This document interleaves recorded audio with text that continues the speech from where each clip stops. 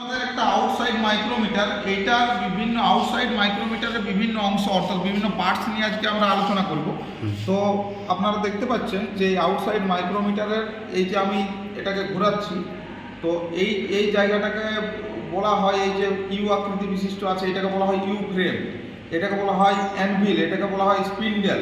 Spindle কেন কি, এটা আমাদের ক্লকওয়াইজ অ্যান্টি ক্লকওয়াইজ যখন আমরা ঘোরাচ্ছি তখন দেখুন স্পিন্ডেলটা ভেতরের দিকে যাচ্ছে, আবার যখন ক্লকওয়াইজ ঘোরাবো তখন আমাদের স্পিন্ডেলটা সামনের দিকে মুভ করছে অর্থাৎ সরে যাচ্ছে অ্যানভিলের দিকে। এবারে এই জায়গাটায় আমাদের রিডিংগুলো মূলত থাকে, এই জায়গাটাকে বলা হয় স্লিভ বা ব্যারেল, এই জায়গাটাকে বলা হয় থিম্বেল, এইটাকে বলা হয় রেচেট স্টক, আর এটাকে বলা হয় লক নাট। এই মাইক্রোমিটার আমাদের যে নীতির উপর প্রতিষ্ঠিত, মানে যে প্রিন্সিপালের উপর প্রতিষ্ঠিত, সেটা হচ্ছে স্ক্রু এবং নাট, এই প্রিন্সিপালের উপর প্রতিষ্ঠিত। এই নীতিটি আবিষ্কার করেছিলেন উইলিয়াম গ্যাসকোইন বলে একজন ইঞ্জিনিয়ার এবং সায়েন্টিস্ট।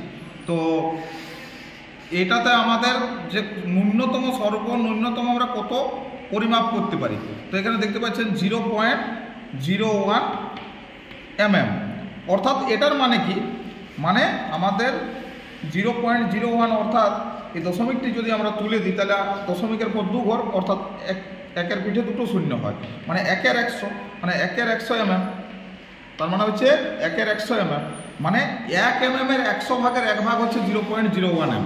1 mm এর 100 ভাগের 1 ভাগ হলো 0.01 mm। তো 1 mm এর 100 ভাগের 1 ভাগ মানে আপনারা বুঝতেই পারছেন যে কত পাতলা সরু সরু তারকেও এটা পরিমাপ করতে পারে। আর এটাতে আমাদের যে মাইক্রোমিটারটা আজকে আমরা দেখছি, এখানে দেখুন 0 থেকে 25 mm পর্যন্ত আছে, মানে 0-র পর থেকে আমরা 25 mm পর্যন্ত পার্ট পাবো, মানে 0.01 যেহেতু ন্যূনতম, 0.01 থেকে আমরা কত পাবো 25 পর্যন্ত যে কোনো ডায়ামিটার বা থিকনেসকে আমরা কোনো অবজেক্টের ডায়ামিটার বা থিকনেস, আউটসাইড ডায়ামিটার বা আউটসাইড থিকনেসকে আমরা মেজারমেন্ট আমরা করতে পারি। এবারে হচ্ছে এখানে দেখুন, এখানে এই লাইনটাকে বলা হয় ডেটাম বা রেফারেন্স লাইন।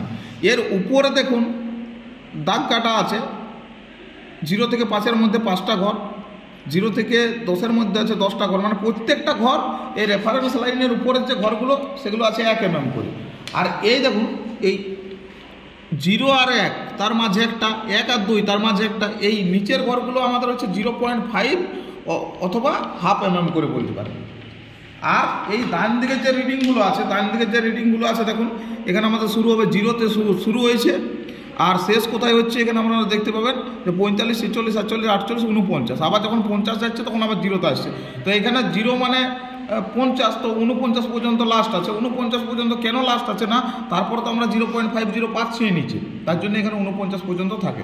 তো এইটা পরিমাপের পদ্ধতিটা অর্থাৎ মেজারমেন্ট মেথড যেটা, সেটা আমরা অন্য একটা ভিডিওতে দেখাবো। আজকে এই পর্যন্ত। তার আগে আর একবার নামগুলো বলে দিই যে এই জায়গাটা হচ্ছে ইউ আকৃতি বিশিষ্ট, এটাকে বলা হয় ইউ ফ্রেম, এটাকে বলা হয় অ্যানভিল, এটাকে বলা হয় স্পিন্ডেল, এটাকে বলা হয় লকনাট, এটাকে বলা হয় স্লিভ বা ব্যারেল, এটাকে বলা হয় থিম্বেল, এটাকে বলা হয় রেচেট স্টক।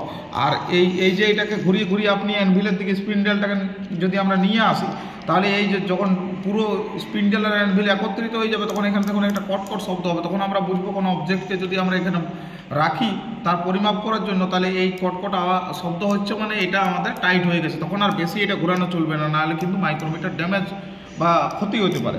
আর এটাকে যদি কোনো কিছু পার্টস কাজ না করে, তাহলে এটাকে যদি খোলার প্রয়োজন হয়, তার খোলার জন্য এখানে একটা আমাদের এই মাইক্রোমিটার রাখার যে আমাদের বাক্সটা থাকে সেখানে একটা সি স্প্যানার থাকে, এই স্প্যানারটার সাহায্যে এটাকে সি স্প্যানার বলা হয়, এই স্প্যানারটার সাহায্যে এটাকে খোলা যায় ভিতরটা। তো আজ এই পর্যন্তই, অনেক অনেক ধন্যবাদ।